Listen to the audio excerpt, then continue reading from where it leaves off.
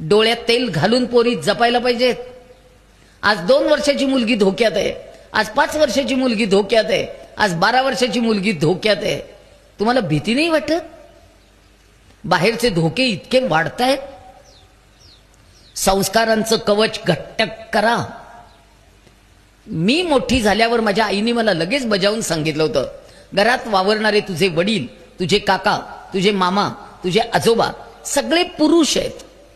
कुणाच्याही अंगाला फटकन जाऊन हात लावायचा नाही, वडिलांना सुद्धा नाही।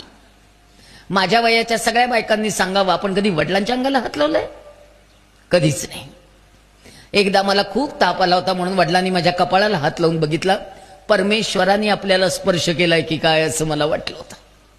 वडिलांनी मुलीच्या अंगाला फक्त एकदा स्पर्श करायचा असतो, सासरी जाताना पाठीवर हात ठेवून थोपटून म्हणायचं असतं, बेटा जा, सुखाने राहा, आम्ही आहोत तुझ्या पाठीशी। तेवढाच पवित्र स्पर्श आहे आपल्याकडे। केवढं सुंदर नातं आहे हे। सगळ्या तरुण पुरुषांनो, मुलगी पौगंड अवस्थेकडे जात असताना सारखं बेटा बेटा बेटा म्हणून तिला जवळ घ्यायची नाही। 9व्या वर्षापर्यंत कौतुक चालतं। आपल्याकडे हे सगळं नाहीये।